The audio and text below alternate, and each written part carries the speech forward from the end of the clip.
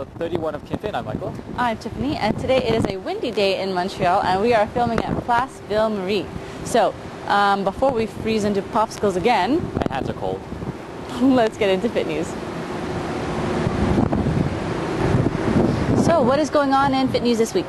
So, CBC has this nice little interactive page on holiday meals. Oh, we just had a big one. We just had a big one. Thanksgiving just passed here in Canada, and it's coming along in the United States too.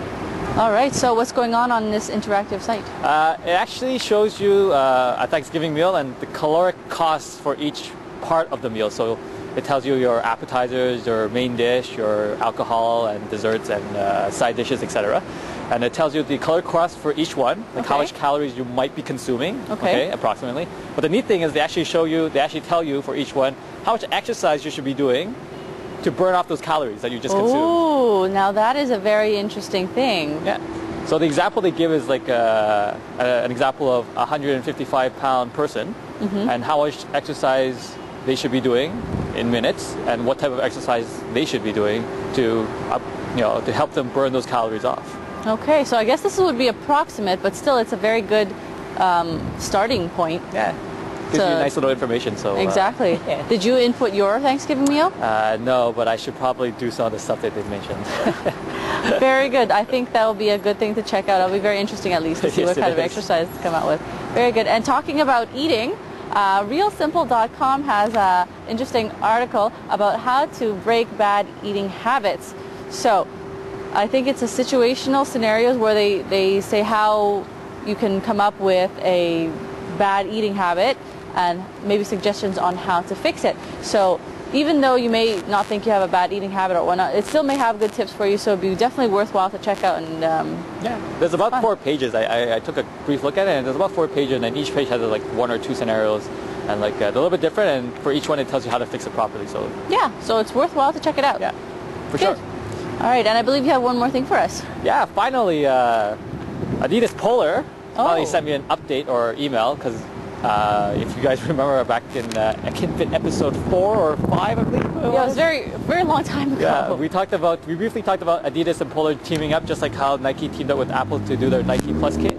Well, finally, after almost a year or over a year, we actually got some updates on Adidas Polar, and it's not anything. Well, the email I got was about the shoe, a new shoe that came out. Okay, but I didn't even know about the other stuff, how that was coming along. Yeah, like it never told us anything, but we know it's out somewhere. We're not sure where. We still have to find a store that actually sells it. But anyways, the news is that there's a new shoe out, but I was actually more interested in checking out the site to see what actually is new, because I haven't been there for a while, and I noticed they actually show the pictures of their apparel now. Oh, so we could see what they look like. Yeah, and a detailed picture of their shoe, which we didn't have before. Oh, that's good. The email.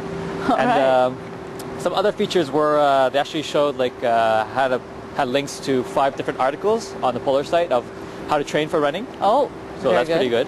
They had another section on that showed a chart that tells you your training zones that you should be working at, and obviously the intensity of your % maximum heart rate. Okay. And it also tells you the physiological benefits and examples of different types of interval training, like in minutes, that you should be doing. All right. And another thing was they also briefly talked about the software that comes along with the watch and the clothing and everything. And it's actually, I think it's called the Polar Pro Trainer 5 software. And basically, brief little description on how it works with when you input your information, and it comes with a little chart, and kind of like the Nike Plus kit where you have a pie chart or a graph and everything like that. So you could see it, and it's very visual. Yeah. I also got to see the watch too.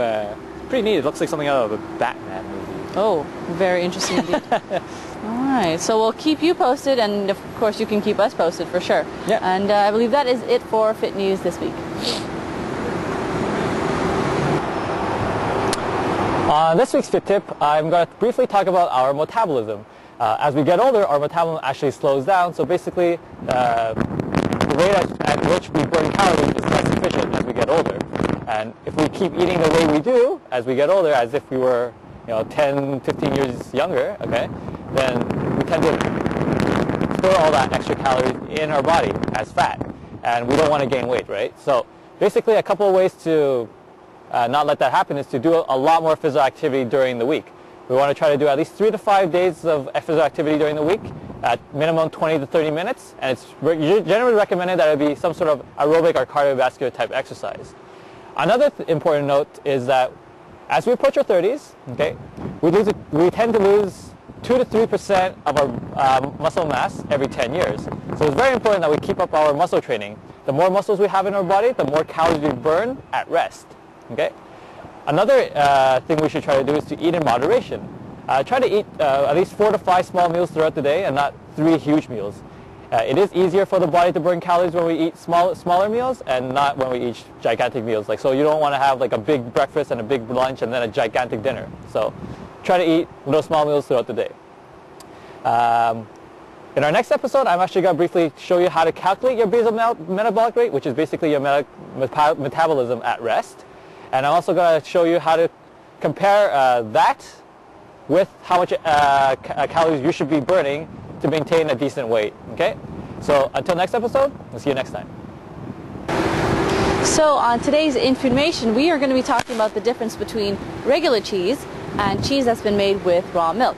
Because I don't know if you've noticed, but lately there has been a lot of the new cheeses made with raw milk. Now, the difference is regular cheese has been made with milk that's been pasteurized and homogenized. So that means the milk has been heated to high temperature to kill off any germs or bacteria, and homogenized so that the fat and the cream mix together and they don't separate. So the cheese made with the raw milk, it has not been pasteurized or homogenized, so that means there's still the original bacteria in there, and as well as the fat and the cream are left to separate.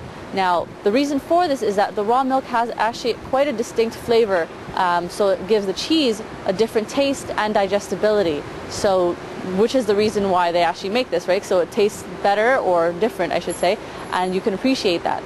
Now, the thing is, there's a little bit of a debate between the raw cheese here and the regular cheese, because on one hand, of course, you don't want to have all the bacteria and the germs killed, and at the same time, the argument for raw milk is that if you do that, you can also kill all the good bacteria that we might need as well. So right now, it's to be debated, but however, people with weakened immune systems, such as the elderly and children, should watch out for products with raw milk, and especially people with diseases or certain conditions that affects their digestive system may not take to anything with raw milk in it very well. Okay, so want to be a little bit careful with that. However, in Canada, raw cheeses made with raw milk, they are allowed to be sold as long as they've been aged at least 60 days, which is the same as in the United States. However, raw milk itself is not allowed to be sold here. So, well, you can make your decision for yourself, but at least keep in mind all the things that we've talked about today. All right, so we'll see you next time on Information. So this wraps up this week's episode of KinFit. Please check back our show notes for all those important things we want you to find out about. And if you have any ideas, suggestions, or questions you want to give us, just email them to us at info@kinfit.tv. Now, it's getting cold and I need a hot chocolate. So do I. So remember, don't quit. Stay fit.